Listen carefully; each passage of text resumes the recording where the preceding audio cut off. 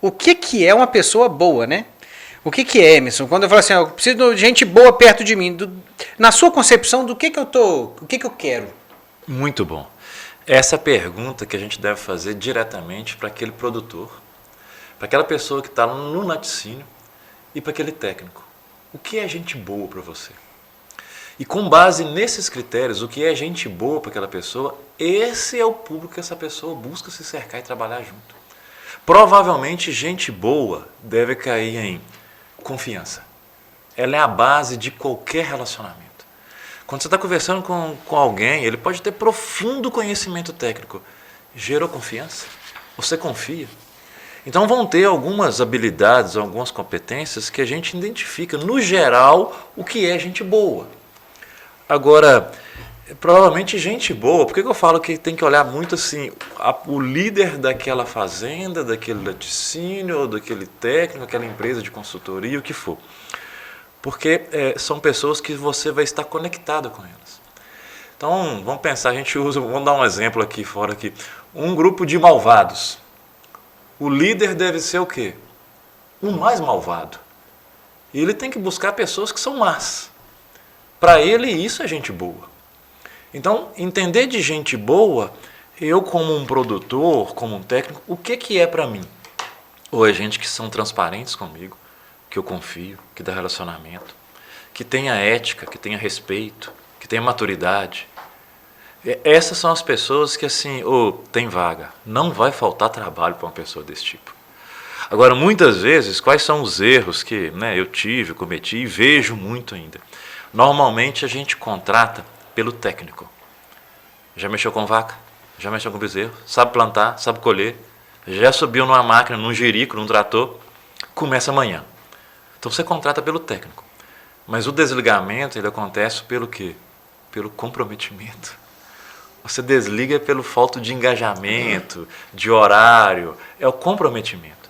Então, muitas vezes, quando a gente está querendo se cercar de gente boa, converse sobre a parte técnica, mas converse também de o que é gente boa, o que você quer. Como é que você lida com bebida, com álcool, tem um monte de coisa que você tem que cercar para cuidar de ter gente boa do seu lado. Então, o primeiro cuidado é isso, é definir o que é gente boa para você. E o que você precisa de conversar, falar e perguntar para se cercar de gente boa, ter parceiros que estão envolvidos. Provavelmente, produtores, técnicos, laticínios querem estar cercados de gente boa. Se geram desconfiança, se não tem credibilidade, essa cerca ela é rompida, tem um rombo. Vai passar gado de um lado para o outro, não dá certo não.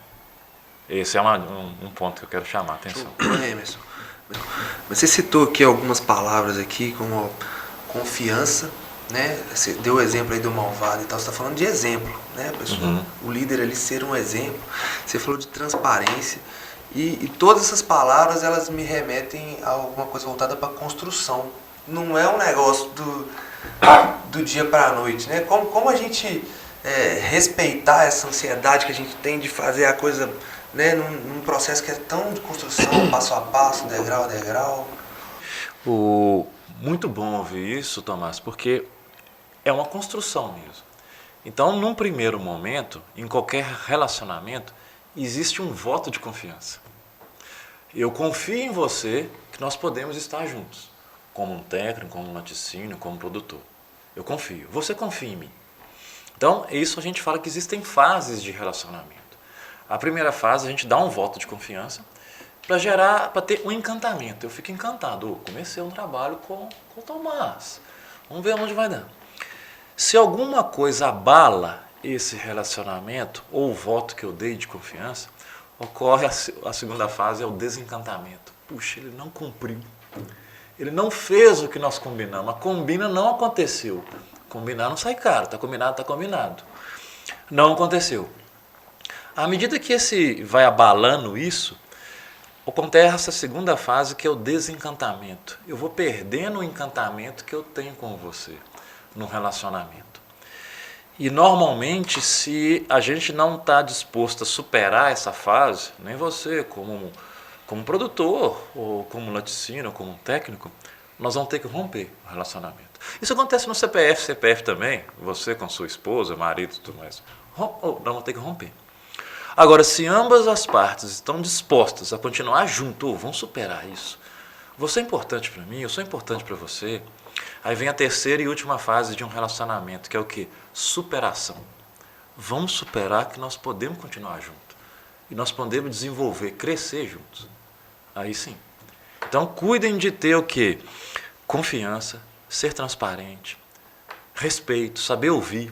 Isso é a base de qualquer relacionamento. E quando você fala desencantamento, você vê como desencantamento para você é a mesma coisa que decepção? Muito bom. A decepção, elas estão próximas, mas eu vou ter pequenas decepções que vão me gerar um desencantamento, não dá mais. Vão ter pequenas coisas que vão acontecendo. Sabe aquele copo d'água que ele vai enchendo? Ele enche gota a gota, gota a gota, gota a gota. Nossa, eu tive uma decepção. Passou. Isso lá na frente acumula. Aí quando chega aquela última gota que derrama esse copo, não dá mais para continuar. Desencantei, perdi a vontade de ficar junto. Sabe? Perdi a vontade. Tem uns casos assim, interessantes que a gente vive. Sabe aquele consultor, aquele técnico, que ele marca um horário comigo para poder chegar na fazenda e ele sempre atrasa, ele nunca chega. Nunca ele tem horário para mim. E sempre comigo ele desmarca para outro. Essa semana não dá não, vamos pôr para outra. Ou vice-versa. Eu tenho um cliente que ele sempre desmarca comigo. Isso acontece.